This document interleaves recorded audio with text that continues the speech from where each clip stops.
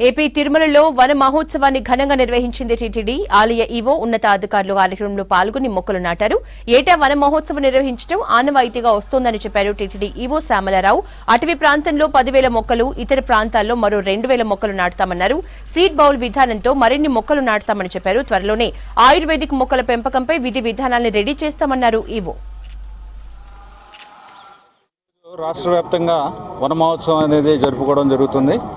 ఈరోజు అలాగే టీటీడీలో కూడా వన మహోత్సవం కార్యక్రమం చేస్తున్నాము. దీంట్లో భాగంగా రిజర్వ్ ఫారెస్ట్లో 10,000 మొక్కలు, అలాగే మిగిలిన ఏరియాలో 2,000 మొక్కలు నాటడం జరుగుతుంది. సుమారుగా 12,000 మొక్కలు.